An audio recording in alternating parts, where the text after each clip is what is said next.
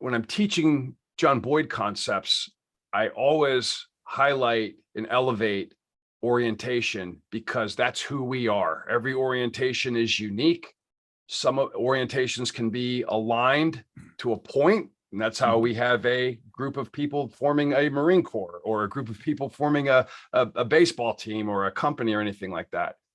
But every orientation is unique, and every orientation will shape how you observe, decide, and act. So if you don't understand orientation, or if you only think of it as merely a noun and not an operating system that governs all of your observations, decisions, and actions, the learning that you're going to do on OODA will be less than optimal, and your implementation more than likely will not be as well as as good as it could be. Welcome to A State of Readiness, a podcast set as a fireside chat with business leaders to discuss what it takes for a company to be in a state of readiness and become a high-performance organization, with your host, Joseph Paris. Welcome, everyone, to another edition of State of Readiness. I'm your host, Joseph Paris. Today, my guest is Mark McGrath, CEO and founder of Chaos and Oceans Ltd, a consultancy that helps companies understand that they operate in a VUCA world, a world that is volatile, uncertain, complex, and ambiguous, and always will be. And once these companies understand, he helps them to incorporate the disciplines to engage the chaos head-on. Mark is the son of a West Point career officer, but he became obsessed with the sea, a convert thanks to Top Gun, the original. He attended Marquette University on a Marine Option NROTC scholarship and earned a BA in history. After graduation, Mark served 6 years active duty as a field artillery officer, after which he held several leadership roles in private sector before starting his consultancy. He also furthered his academic career and earned a master's degree in economics, with an emphasis on theory based on the Austrian School of Economics from the University of Detroit Mercy. Welcome, Mark. Welcome to the show. How are you doing today? I'm great, Joseph. Thanks for having me. Yeah, it's a real great pleasure. You know, you and I met a few months ago, right? Not physically, but virtually, as people are apt to do nowadays, virtually on LinkedIn. Yes. And I believe you're engaging in one of my articles, either probably about VUCA or OODA, and the subject resonated with you. And we had a chat, and here we are. You had a pretty good story. I thought my audience would like to hear it, and thanks for taking the time. No, thanks for having me. It is amazing how connections are made via LinkedIn, and how ideas can spread pretty quickly. Yeah. And I've had the privilege this year of meeting a lot of people in person for the first time that I've done considerable work with. So hopefully our physical meeting will be sooner rather than later. I tell you, I just got off a conference that I chaired on OpEx down in Florida last week, and they were expecting 80, and there was a little over 200 that attended. So it was a strong showing, and I'm really happy to see the face-and-face conferences come back, because the remote just never did it for me. I spoke at one virtual conference and I attended another, and it was just like it bored me to tears. There was no energy and no fidelity. You'll lose the fidelity too of the information that's being exchanged. And I just didn't get it, and I think that's actually going to be the motivator for people going back to the office, is that there is, maybe not full time, but there is this lack of fidelity. There's a lack of connection that I think that you can only get when you're face to face. But what the heck do I know? I'm not a behavioral scientist. It's hard to gauge flow over Zoom and kind of read language. But I will tell you, though, that paper I've shared with you that I've published on LinkedIn, I co-authored and presented at the Mises Institute. I co-authored that with another economist, and we only physically met when we presented it. So you can, I think that remote has its place, but I'll tell you, there's the recession is here or coming. Okay, it's absolutely that way. And I think that the people that aren't at the office are going to be the first ones to let go, because they aren't able to establish that connection, with their leadership, their bosses and whatnot, as opposed to the people that are there every day.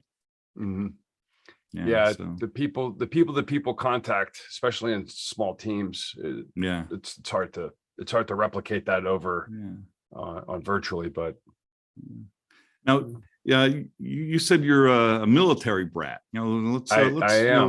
Let's wind up a little bit, wind back, I should say, and go through a little bit of who you are and how you came to be who you are, and lead it right into your interests in VUCA and NUDA.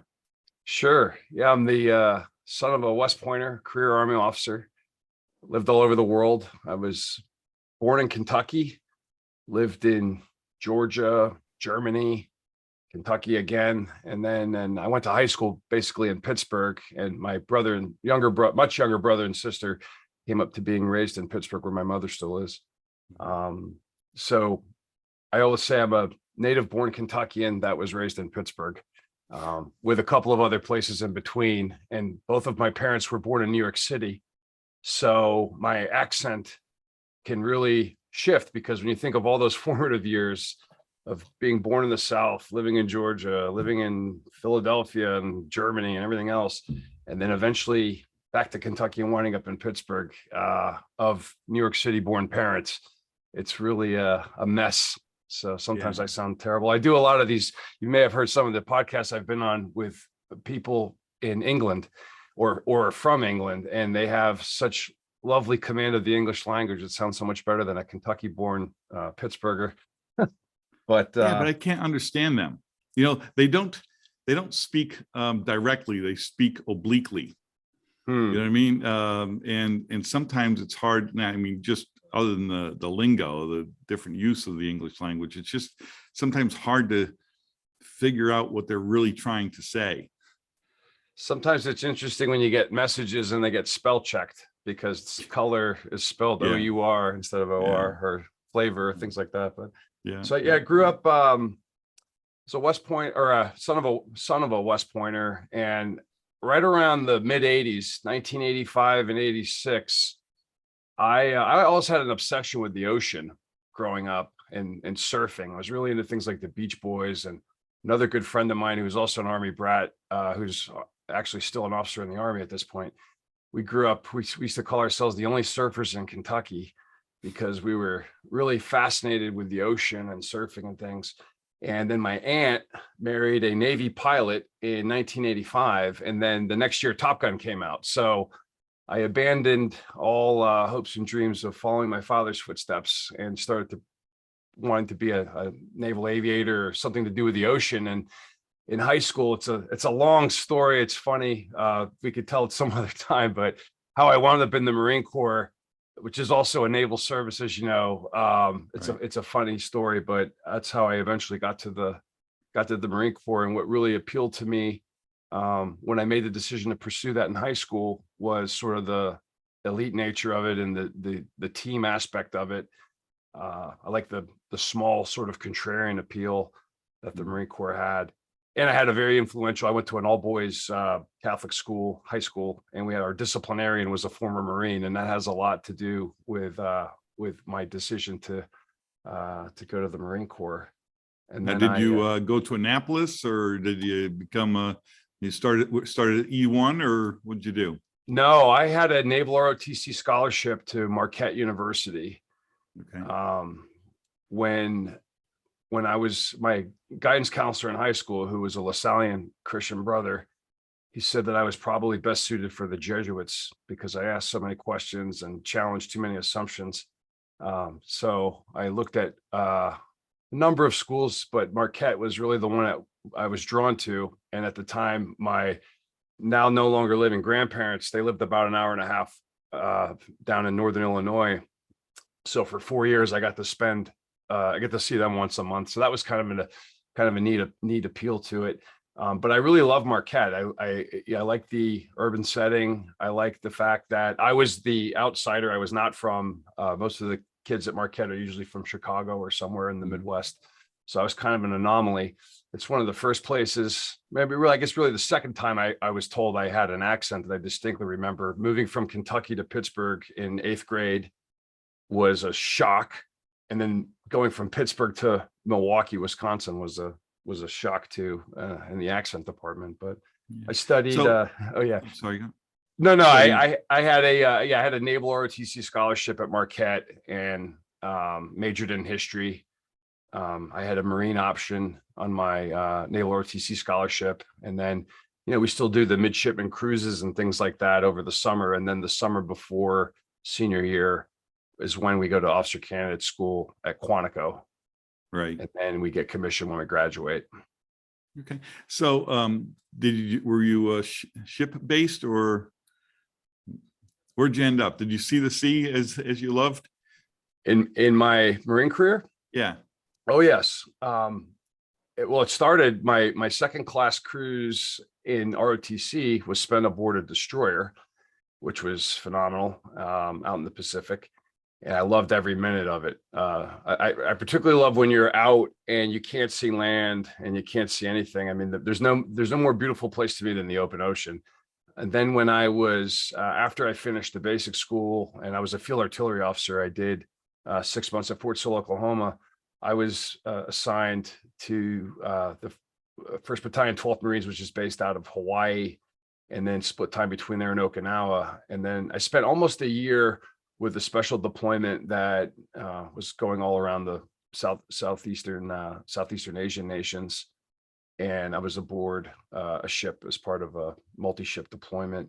And it was a lot of fun. Went to a lot of different countries and loved every minute of it. And then my last 2 years in the Marines, I was a recruiter, and then I got into the civilian world.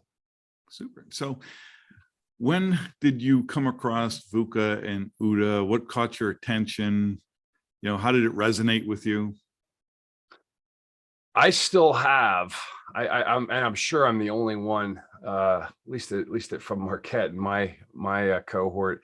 I still have my original notes from my Evolutionary: The Art of War class, and then we had another class called Amphibious Warfare. I still have my original notes, and that's where I first learned of, sometimes it was referred to as the Boyd cycle. Right. So I first learned of it, and it made perfect sense to me. And the way it was taught, I guess we'll get into the differences of how it was taught and how I've evolved over the many, many years. But I always thought it made perfect sense. And then you could start to see it the more I delved into it, when part of that curriculum was to read and reread, and I still read and reread Marine Corps Doctrinal Publication #1 entitled Warfighting, which back then was called Fleet Marine Force Manual 1 Warfighting. It was revised, I think, in 1997, right before I graduated from Marquette.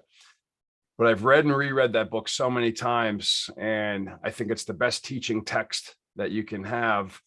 And those concepts just always made sense. And I think it also sort of aligned with the way the Jesuits were teaching us to be sort of open-minded and in the world and challenging assumptions and pursuing truth, but being flexible in case you're wrong and being able to adjust. So between the Marine Corps and a Jesuit education, and then my master's degree is actually from a Jesuit school too. I saw a lot of alignment in those two approaches. I didn't really get into the gravity or the depth that I'm in now, actually, until I got out of the Marines and sort of did a self-reflection on what I had learned, because I could see things out in my civilian job. And my first job was in medical sales. I could see these principles were exactly the same. So what had trained and prepared for warfighting environments or chaotic recruiting environments were very applicable inside of a civilian job. And that's where I started to really gain the context. And then I went back to grad school and completed my master's in economics and just kept digging and digging and digging on it and trying to integrate it in everything I do, realizing that the principles that the Marine Corps taught us were universal. And just about any one of those doctrinal texts, you can cross out warfighting and put business or hockey or baseball, because the principles hold. So, I think I wrote, and I think this is the hook that got you into my ecosystem was the article, the antidote for VUCA is UDA. Okay, and VUCA's been around for a long time, the concept certainly, but I think over the last 10 years or so, it's become a little bit more front and center, right? And I think it's because time is being compressed. When, for instance, the War of 1812 ended 3 months before the Battle of New Orleans. All right, the news just didn't get there, and that news would have been there before it was even signed, today. So I think that information is being the delivery of information is a contributor to VUCA, because it's coming at us so fast, and then we have to try to figure out what's important and what's not important almost in real time.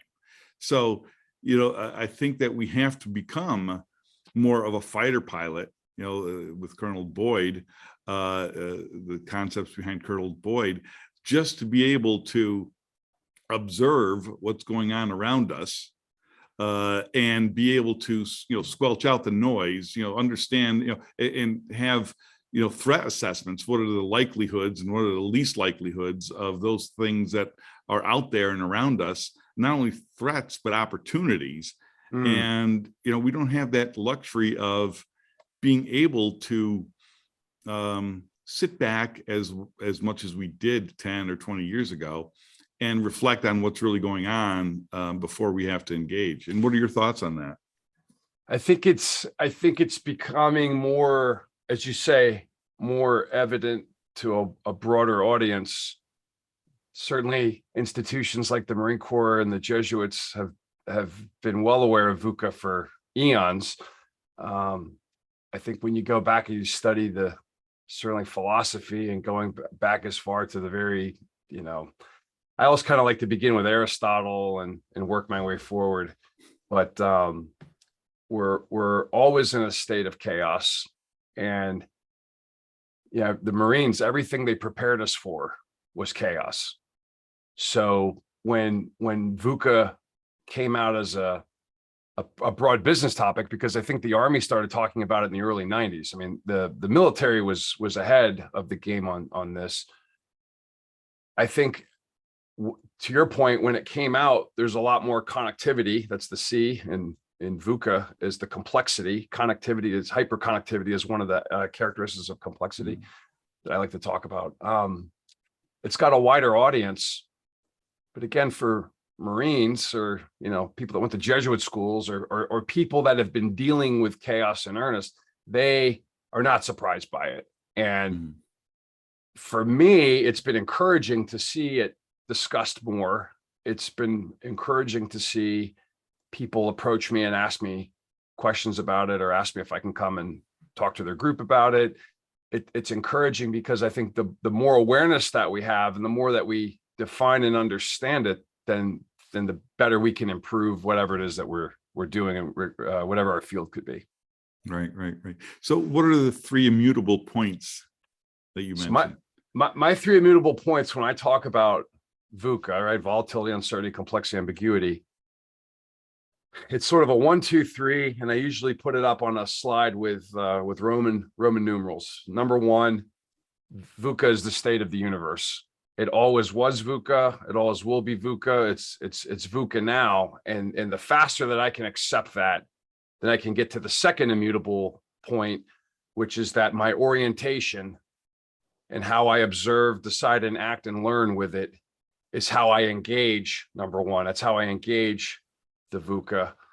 And all of the actions that emerge from my observations, decisions, and actions. All those actions go to the third part, that action is purposeful. Action has intent, mission, purpose driven. Everything we should be doing that emerges out of our use of UDA should have some meaningful purpose, that we are on the road to improving our capacity for free and independent action. So, if I sum it up, I've given this talk to ROTC midshipmen and others, but I'd say, here's what you need to know. The world is VUCA.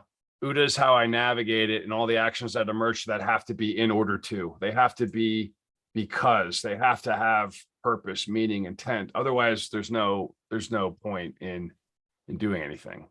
I think Simon Sinek, said start with the why. And I think that gives purpose and intent and allows for an alignment to some end, or at least waypoint towards an end. And it was interesting because earlier this week on my group, on my operational excellence group on LinkedIn, somebody said, forget the why, focus on the how. And I'm like, I don't get that, because, how doesn't give you an end. How is just, it's untethered unless you have a beginning and an end, or at least a waypoint towards an end. The how is irrelevant. The how to do what, and what's the why. I think we're in alignment there. I generally say, if I use Sinek as an example, and I've enjoyed his work, and he's no stranger to the Marine Corps, by the way. He has studied the Marine Corps extensively. I'd say sometimes the why, VUCA is the why, the state of the universe, the chaos, the volatility, uncertainty, complexity. That's the why. UDA is the how, and mission command or mission-based orders or intent. That's the what we do, how we do it. So I would concur with that. So that's why. And it's funny that you mentioned that, because there's a lot of people that want to write articles. They follow me, they want to write articles, and they want to contribute to the Operational Excellence Society body of knowledge. But most of these people are engineers or technologists, and they almost always start with the what. All right, and they assume the why, and it's a wrong assumption. They assume that everybody has this problem, so they don't even have to mention it. They just go about talking about how to solve the problem. And so when I coach them, I say, there's really four parts to an article. There's the why, what's the problem statement, what's the purpose, okay? There's the how, which is the approach. There's the what, which are the logistics, the time, talent, resources, whatever it is. And then there's the takeaway. What are the expected results? It's very interesting that we're aligned in that regard. Interesting. With the 4 points, I only normally use 3. Boyd had 3: people, ideas, and things, and always in that order. To your point about engineers, and it's not, I wouldn't say it's unique to engineers. I think it's rampant in modern business, where people start with the thing or the idea and they try to retrofit it to their people. Right. Whether it's a new software system or a new CRM or a new technology, whatever it is, they're gonna retrofit it. They're not gonna think of what the people need, both on our organization and our consumer base, our client base, our customer base. The other one I like to use, the other 3 I like to use, and I think you've collaborated or know of my friend Ben Ford, who I've done some collaboration with, and we've got some videos up on his website. In the Marines use it: strategic, operational, tactical. So strategy is the why, operation is the how, and the tactical is the various what. So right in line with that. So okay, it's funny because when I was at the conference last week, some of the people were technologists and whatnot, and in lean thinking, one of the things that is always shared is people, processes, technology. But almost always companies do it in reverse order. They buy some piece of technology, they form some processes around it, and then they introduce it to the people. And that's there's only doom and peril that await in that approach, in my opinion. But I get it, because the senior leadership, when they buy a piece of technology, they think they've solved the problem, Right. and it's really only the end of the beginning. They've made a decision to buy some technology, some tool, but they haven't implemented it yet. As soon as the contracts are signed and the PO's cut, they think their job is done and they leave. And then it's like, now what? Yeah, that's how my approach to consulting can be very different, because if I were coaching leaders on within an organization, I would train them or encourage them to look for their competitors that are doing it in the reverse order, that are focusing on technology or focusing on things, or they throw money at problems, that they don't use the resources that are the most powerful, their people. It's really amazing, I think, too, because I think when you really, and this is what I endeavor to do, is really help people understand the principles so they have them down pat.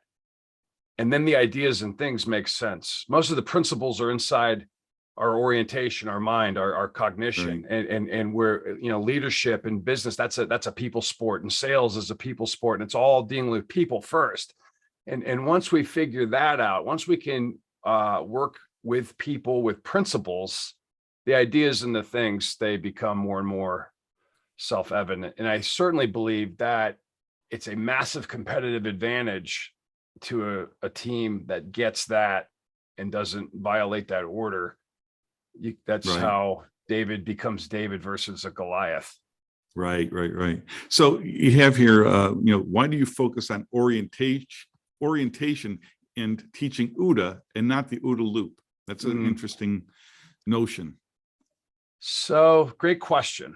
And I think this is a big differentiator for a lot of people at first, when if they're familiar with OODA loop. OODA loop gets, I think, reduced to a tactical model, or some sort of a repetitive formula or recipe that I apply in certain situations.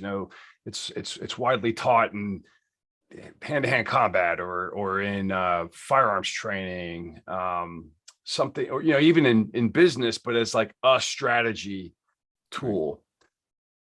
Well, in conversations with people I discuss this with a lot, one of my mentors and I met with another peer of mine out in up in the mountains, having a sort of an academic retreat, if you will, really trying to improve the way we discuss this. That orientation had to be elevation, because orientation is what's speaking to you and what's you're hearing, and what orientation is our operating system. It's our cognitive power. It's where everything happens, and your orientation shapes how you observe, how you decide, how you act in the loop. I like to replace loop with learning. The loop is really the learning from the feedback we get. So when I'm teaching John Boyd concepts, I always highlight and elevate orientation, because that's who we are. Every orientation is unique. Some orientations can be aligned to a point, and that's how we have a group of people forming a Marine Corps, or a group of people forming a baseball team, or a company, or anything like that. But every orientation is unique, and every orientation will shape how you observe, decide, and act. So if you don't understand orientation, or if you only think of it as merely a noun and not an operating system that governs all of your observations, decisions, and actions, the learning that you're going to do on OODA will be less than optimal, and your implementation more than likely will not be as well as as good as it could be. And competition, which is another Marine Corps doctrinal publication that came out recently, the Marines define competition. It's orientation versus orientation. And those my orientation, what I upload into my, I always like to use the example in that technology mimics nature. Look at an iPhone, and you have an iOS, and if you don't update it, if you don't constantly refine it, there's certain things it's no longer going to be able to do. Well, your mind is no different. The culture within your firm, the cultural orientation, it's no different. If we don't constantly update, revise, and continue to challenge assumptions, because orientation shapes observations, decisions, actions, and learning, if the orientation is misaligned, static, not revised, not updated, it's going to negatively affect our observations, which in turn will degrade our decisions, actions over time. And that's how we become obsolete, irrelevant. Whereas if a competitor that figures that out, they can operate through it faster, they're gonna be certain to win, as Chet Richards or Musashi would say. So it's kind of interesting because you're having two applications. I'm perceiving two applications of UDA. One is dealing with a person's personal journey, and then another is an engagement. You mentioned competition, which to me, now we're thinking more in the loop when you're looking at competition, because it's an iterative process. You're looking to compress time. You're looking to get, to the destination ahead of the competition. It's a race, okay? And they're employing the same principles, hopefully to lesser effect than you are, right, in a competition. But here's the question I'm going to ask is that in the context of engagements, of using UDA as in an OODA loop approach in engagements, and you might not know the answer to this because I don't know how familiar you are with these concepts. What's the real difference between UDA and Agile? You've heard of Agile, yes? Yeah. Okay, so let's go back a second. So yeah, so I'm perfectly clear in my approach. So orientation, which is everything. right. The OODA loop diagram, as John Boyd finalized it the year before he passed away. He finalized it in 1996 and he passed away in 1997. OODA loop, that diagram, to me, is a diagnostic map of how one's orientation functions, or how a team's orientation functions. And that process is going to occur consciously or subconsciously, whether I understand it or not, because my argument is that OODA is universal. It only applies where people are making decisions and acting. And when you think about it, that's everywhere. Voluntary and involuntarily, we're constantly observing, deciding, and acting. As we're talking, I'm gesticulating, I'm talking with my hands. So that's part of my orientation on how I present. So all of these things occur at various scales. Ben Ford and I talk a lot about the fractal nature of OODA, how it can be so minute, it could be so all-encompassing, and everything in between. And then when given the nature of complexity within VUCA, with so many different individuals, with so many different environments and so many different cultures and everything else that gets shuffled around in what Boyd would call the sea of anarchy, orientation is how we create order.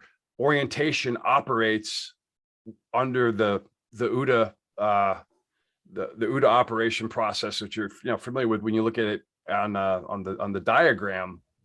And that always happens, whether you're doing Agile, Scrum, Plan, Do, Check, Act. If I'm an Austrian economist or a Keynesian economist, or if I'm a stock trader or a bond trader, OODA never goes away as long as there's a human being involved that's observing and making decisions and actions. I think that's another differentiator when I talk about OODA. I see a lot of people reducing it to some kind of a recipe that's merely one of many mental models that you use to engage the world. My academic argument is that all of your mental models reside inside of your orientation and shape how you observe, decide, and act. And you're going to be observing, deciding, and acting, whether you care about John Boyd or or study the process or not, you're still going to be doing that. So I think that's another approach, is the more awareness I can create and continue to explore these concepts deeper, we start to see that it's a lot more than just some sort of a tactical mental model that people are going to put inside their head to use in certain situations. I mean, you've probably attracted some of the engagement I get on my myriad of LinkedIn posts. And if anybody's listening, would like to follow me on LinkedIn, I try to post a lot of these concepts and, get sometimes there's some very lively discussion. When somebody says to me, UDA doesn't apply here, and I immediately reply back, well, are humans involved?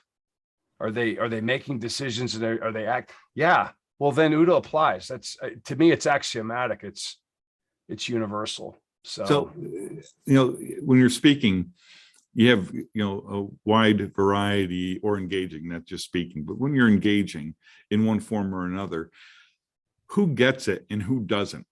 I mean, who can recognize that they live in a world of chaos, to sum up VUCA, world of chaos, and who resonate, who does UDA resonate with? What are their characteristics or anything like that? Can you, and conversely, who doesn't it?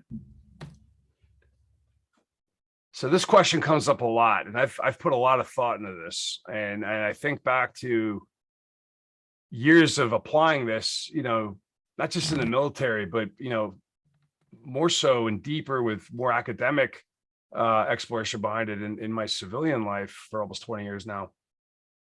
I think there might be something of a Pareto optimum. If I spoke to 100 business owners or 100 consultants or 100 real estate agents, 20 of them are really going to understand or show an interest in what it is I'm talking about.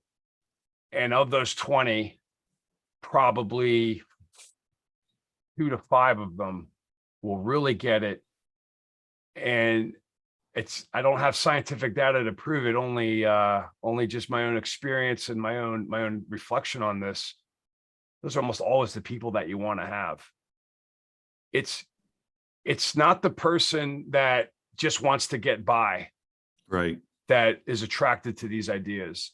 Right. I had a module at a company I worked at. It was called, how to thrive, thriving in chaos. I mean, I want to help people thrive, not survive. Many want to survive. Many want to make it through the month or to the quarter or get through the year and get through the, it's just a constant just get by. Whereas the people that master these concepts, the John Boyds of the world, right? That say he was an undefeated fighter pilot that could defeat anybody in 40 seconds or less.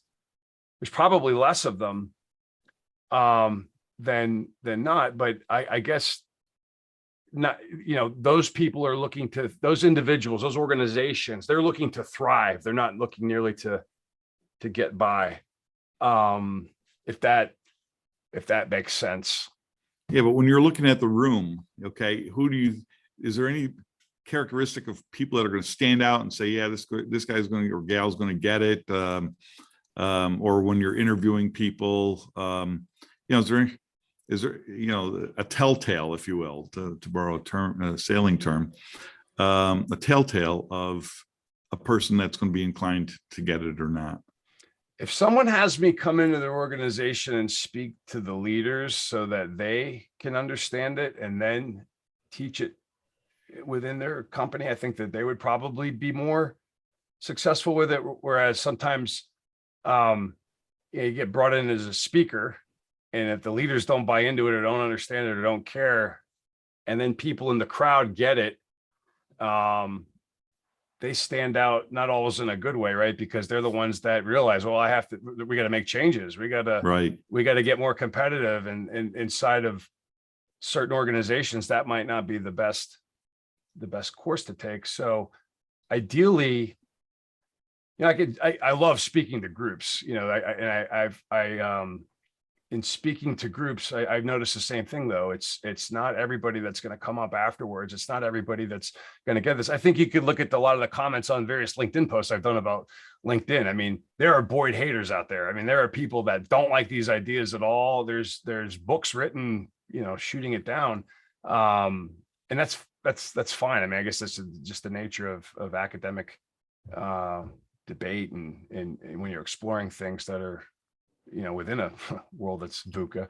But Right. I think that ideally, like a consulting engagement, if the lead, any consulting engagement, whether you're teaching them UDA or you're teaching them after action reports, or teaching them anything, if the owners, the leaders, the example setters, whoever they may be, if they don't buy in, it's not gonna matter Right. what I say. I spent a lot of time as a liaison officer. Well, if you get me to stand up in front of your group and I'm the outsider and they listen to me, and then you stand back and say, well, we had a guy come in and talk to you, that's not gonna, it won't mean as much. Right. Coming from you, the leader. I think that's where it's paramount. That's really how I like to engage when it's not, keynote speaking is great and I love doing it. And any chance I can talk about UDA, I'll take it. But when people are trying to implement it to improve an organization or to improve a sports team, which I've done, if the coach doesn't buy it, if the owner doesn't buy it, if the principal doesn't buy it, if the partners don't buy it, it's going to do it'll probably be worse for me to go out and tell your people all about it. And then they want to do it and you don't get it and you don't understand I don't know, we're kind of going down a tangent there, but. Yeah. Well, I mean, at that point, you have people speaking truth to power, right? And there's all sorts of peril that exists in that world. So. Have you read the Boyd bio? No, I have not. I mean, by Robert Quorum. The Boyd, the fighter pilot that changed the art of war. Exactly what you just said. A lot of times these ideas are heretical or they're so radical. And Boyd's life and course of work, I think, are a very good example of what it's like to be, in his case, I mean, he was ostracized, dismissed, virtually forgotten, if not for the Marine Corps. The Marine Corps, John Boyd is like rock star status in the Marine Corps, and in the Air Force, not as much, maybe in certain pockets. And they have a street on Air Force Base called OODA Loop, and I believe they've named a hall after him. But Quorum talks about in the book how at Boyd's funeral, it's all Marines. He was everything to us. Yet ostracized within his own because he was a heretic. He was finding different ways. And, isn't that the innovator's dilemma? I mean, you have to be, I guess you have to be judicious on how you think of these things, but you also, to your point about truth to power, I mean, you have to be realistic too. If you're not realistic, an organization is dying if they're going to dismiss good ideas, or if they're not going to take feedback from people that have firsthand accounts on the ground. And in other words, the organization's not learning. They're impeding their ability to improve in order to achieve free and independent action. Yeah. So there's a saying, I'm going to butcher it, I'm sure, but something about first they dismiss you, then they castigate you, then they vilify you, then you win. Then you win. Yeah. I think it was Gandhi actually that said that. Yeah, that's exactly right. I'm gonna have to look up for the session notes here, the podcast notes, that quote, because that would pretty much sum up Boyd's career, I would imagine. I think it was Gandhi or Martin Luther King, but I'm very familiar with that terminology. And yes, I mean, that's what happens. That's why I mean, at least as I understand it, as I explain it, I think that's why Apple fired Steve Jobs, because he just wanted to keep going. He wanted to keep going and going and going. And people were comfortable. We have money now, yeah. There's, we don't need to. Yeah, the board wanted to institutionalize Apple, Right. instead of making it an innovative company. I think the president came in from DEC or something like that, digital equipment, or I'll have to look that up too. But when the board pushed jobs out, it was so that they could become an IBM or a digital equipment, and that was not the secret sauce that was Apple's success. And of course, they proved that soon enough. And he went on to go start Pixar and do other things. I mean, right. he was that kind of, I think that's why, maybe there are some similarities to Boyd in that respect, how somebody in the Marines just happened to catch a brief listening to him and came back and said, hey, you got to listen to this retired Air Force guy up at the Pentagon. You won't believe the things that he was saying. Oh yeah, bring him in. And they gave him the time, and they gave him the inquiry, because the Marine Corps is Robert Coram wrote another book about Lieutenant General Victor Krulak called Brute. Brute was his nickname. The Marine Corps is always in a state of redefining itself, always in a state of challenging its assumptions, breaking its models, never getting complacent, because the idea was we don't need a Marine Corps. We want one. We don't necessarily need one. So we have to continue to update, revise, do different things. And that book, Brute, same author that wrote the book, Boyd was, I think, the right person for the Marines, because those sorts of organizations that are always moving fast and breaking things are able to start to have a continuous pattern of renaissance, a continuous pattern of rebirth and renewal, such that they don't get stale, and the core principles never change. It's just the application changes, various. And I think that ultimately that's really what he's saying, is that we can't get comfortable. We can't get complacent. We have to continue to challenge our assumptions and look at things from different perspectives. If not, we're going to be misaligned. So if I'm looking at, it's an easy one I've mentioned it before in podcasts, but Netflix and Blockbuster. I mean, I think it's a readily identify. Well, if I recall, Blockbuster brought in a retail-minded CEO that I believe came from, I want to say 7-Eleven. I'm not sure. We have to check the facts on that, but he had a retail mindset. And if you remember going to a Blockbuster, I used to meet my wife there on Friday nights. She's a nurse. She got for shift at the hospital. We meet there. We go pick a movie, and it was a big deal. And then all of a sudden, this weird company says, hey, you mail your DVDs. You don't even have to go to the store. Yeah, we'll give it a shot. And like, wow. And then it's not just mailing DVDs, then it's streaming, and then it's production and all things. It's constantly reinventing itself. Whereas the retail view was static and misaligned from what people wanted. Now, it's easy in hindsight to look at examples like that and say, well, they could have done this, they could have done that. But I don't think it's any less important to discuss those things, because there's people potentially right now in our midst that are telling us, hey, we need to break the model. We need to look at something differently. And that person's getting thrown out, or that person's getting silenced, or that person's getting ignored, Yeah. Well, the problem with Netflix and the Blockbuster is, you met your wife at Blockbuster to pick a movie. All right. Yeah. You didn't, there's a convenience factor there. You didn't have to wait. You could go down there and select it.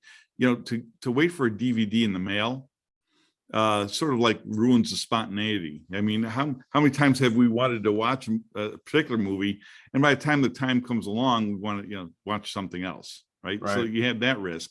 The real killer, the silver bullet that killed Blockbuster was high-speed internet. I remember, you and I are about the same age-ish. And, AOL, the modems, and you'd hear the high pitch. I could still hear them, every time I logged into AOL, I hear it in my brain when I'm thinking about it. That was not going to be the vehicle that was going to bring Netflix to success. It was the high-speed internet. Same with when Google bought YouTube. They bought it at a time when YouTube was not really viable, because high-speed internet was not as pervasive as it is today. And somebody there had some vision. I think that the shattering of models and the updating of models, the more that we can encourage that in a healthy way, then the better organizations can learn, and the better that they can adapt and maintain their agility inside an ever-changing state of flow, which is the VUCA, the state of the universe. So that if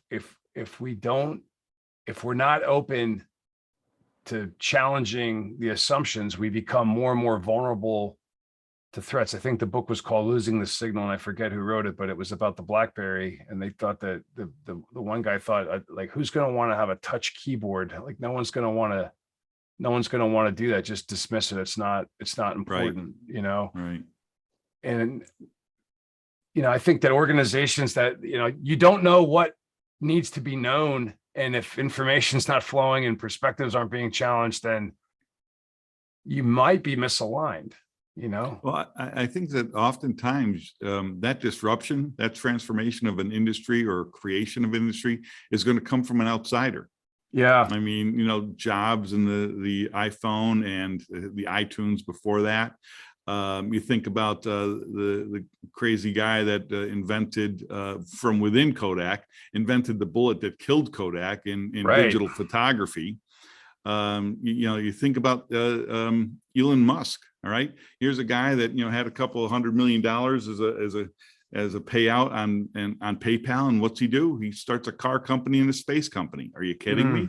I mean, if somebody gave me a couple $1 million clear and free, those are not two things that I would embark on.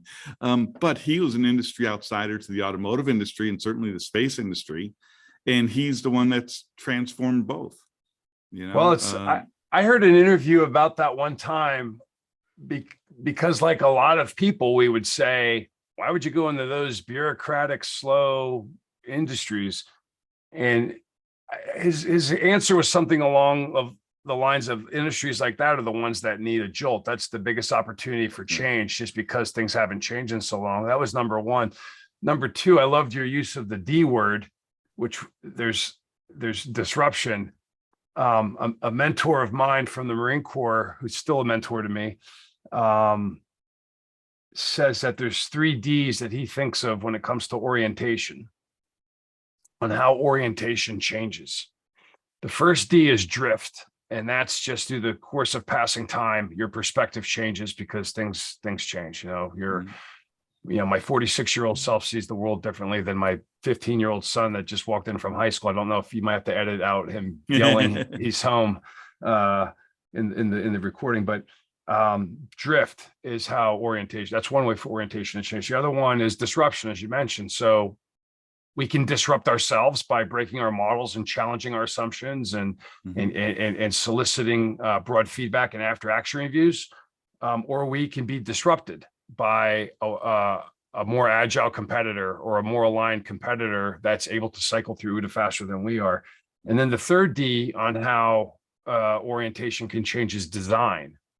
So drift, disruption, and design. And when I talk about orientation with groups, I'd say, imagine sort of a right hand, left hand, or a yin yang, or a balanced approach with disruption, meeting disruption with design, so that we can break old outdated models and replace those with new ones that we design in order to continue to update how we see the world, which another word is destruction and creation. And if you know, that was Boyd's only published work, was a 11-page paper titled Destruction and Creation, that in order to create, we have to destroy, and then we can also create in the wake of destruction as well. So models have to change.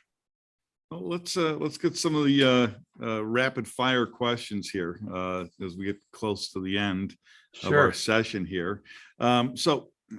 Other than Boyd, who is the one leader you look up to most and why?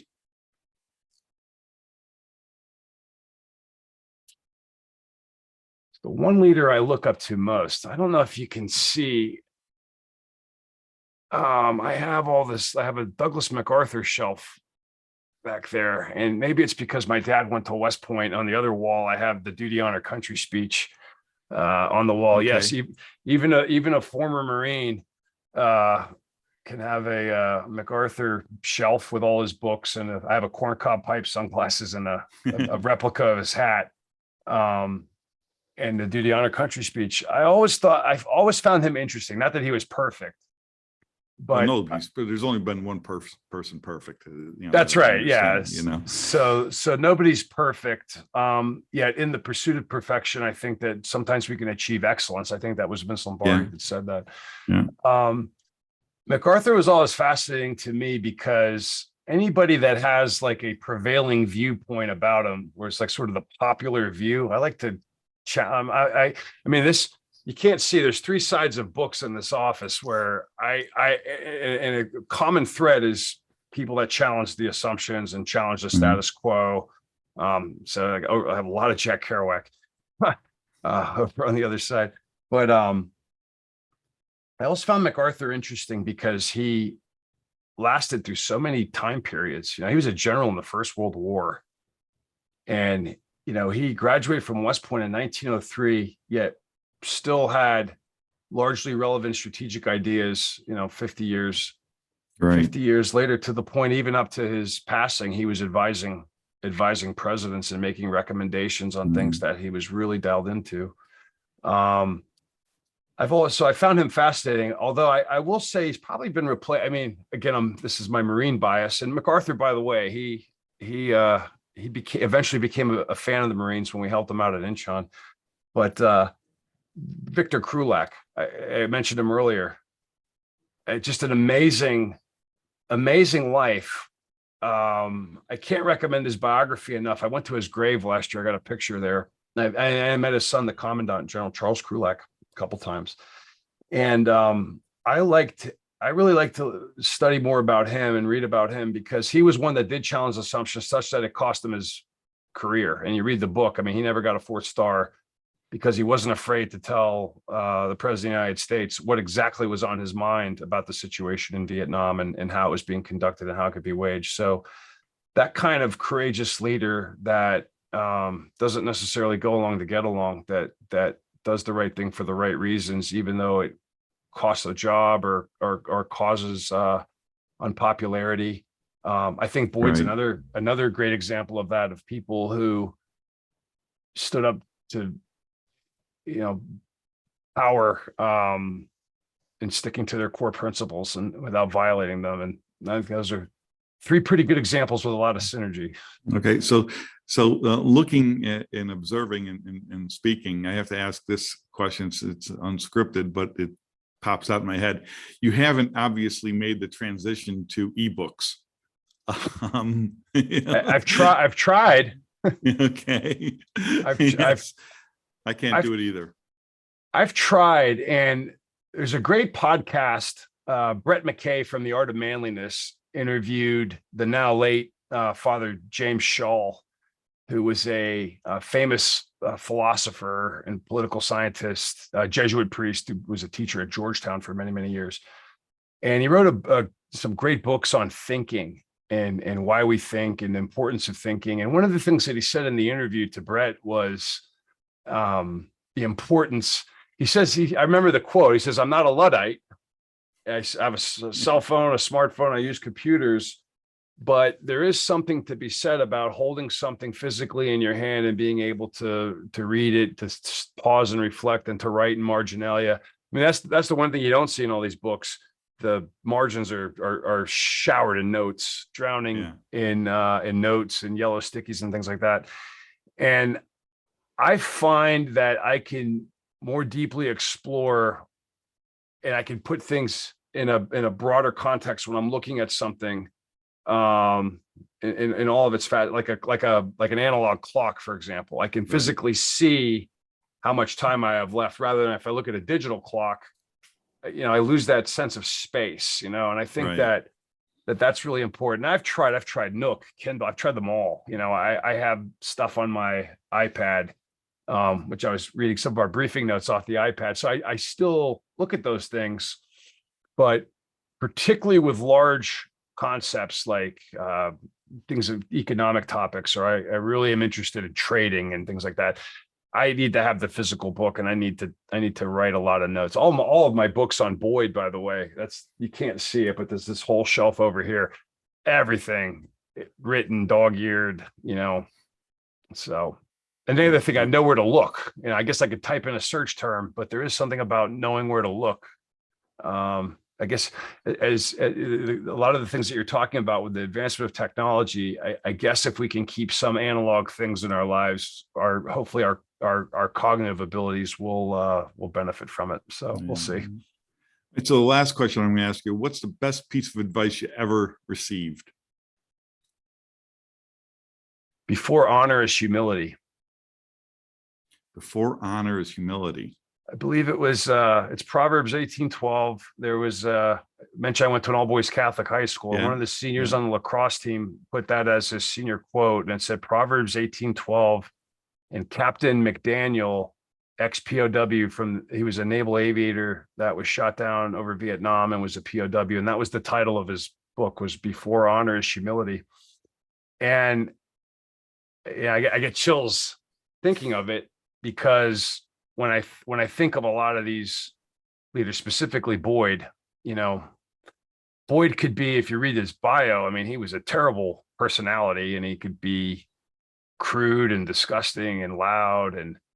But I think that the humble approach that he had, the dedication that he had to his work, the lack of credit that he got in his own life, I hope that myself and others are honoring his legacy by trying to advance the work as best we can, whatever way that we can. And there's a lot of great practitioners that you're well aware of, because we sort of frequent the same hangouts on LinkedIn, that are continuing to advance the work. But I think you have to do it from a very humble perspective, because here's another thing that I've learned: you don't know everything. So that coin phrase that sticks out of my head as a freshman in high school, before honor is humility. We can say the same thing in so many ways. You don't know everything. You should always be learning. You might find out that the things that you think are true, when they turn out not to be, you're gonna come to a deep state of shock. So I don't know everything, and I think that Boyd teaches us that, you have to have strong opinions, but they have to be loosely held, because given the nature of VUCA, how we started the conversation, everything is in a state of ceaseless flux. And if you read the paper that I co-authored with Hunter Hastings on orientation for the Mises Institute, Mises opened a chapter of his book with Heraclitus's statement: everything is in a state of ceaseless flux. All is becoming, all is in change. So we have to maintain humility, because we could be totally and completely wrong. Imagine. Yeah. So there's a graphic I use that I created, and it's got two curves. And the first curve represents what I know, or what I think I know. It's what I think I know. And it's very steep at the beginning, going up very high, and then it falls off like a cliff, and it sort of flattens out over time. And then the other curve is what I actually know. And that is a curve that keeps on increasing. So where those two intersect, I call that the humility threshold. I like that. Okay. So, every day we learn more and more. Okay. Yeah. So what we know increases every day. But with that increase in what we know, we also realize that what we don't know is also increasing every day. Do you remember one of the things there's a lot of things I love about my parents, but one of the things for sure I'll never forget was being introduced and schooled in the Beatles, their entire career, to the point my first ever concert was seeing Paul McCartney at the Civic Arena in Pittsburgh. Anyway, the one that I think of in what you're talking about, the song "The Inner Light," which was not as popular as a lot of their other songs, and I think it's on their Past Masters set, and it wasn't even part of an album, but it was George Harrison, who had been immersed in Eastern philosophy. The farther one travels, the less one really knows. Right. And that that always stuck with me. And then in college, I took a course on Eastern philosophies taught by the famous Father John Naus, who's no longer with us, but he told us, he says, you'll never forget this class. And boy, he was right, because it was intense stuff. And then Kerouac, the Dharma bombs. And then being stationed in the Far East myself. And then Chet Richards has a very beautiful epistemology of the OODA loop on his website that I've put up on LinkedIn several times. But the last input into OODA loop in Leighton Boyd's life was Eastern philosophy. And I think that's a very Eastern characteristic that you're talking about. The farther we go, the longer we are around, the less we know. So all is becoming, we have to keep searching, we have to keep learning, we have to keep challenging assumptions, because if we don't, we're not going to be able to thrive. Indeed. So, well, Mark, thanks for taking the time to have a conversation with me. I really appreciate it. It's been enlightening, and everything that I was hoping it was going to be. You speak truth to power every day. So thanks for that. Well, I try. I appreciate the opportunity to come on and speak with you and advance the learning, hopefully. All right. So, all right. Have a great day. Thank you so much, Joseph. Thanks. Thank you for listening to The State of Readiness. You can discover more episodes and learn about the book written by Joseph Paris of the same title at www.state-of-readiness.com. You can learn more about Joseph Paris at www.josephparis.me/card.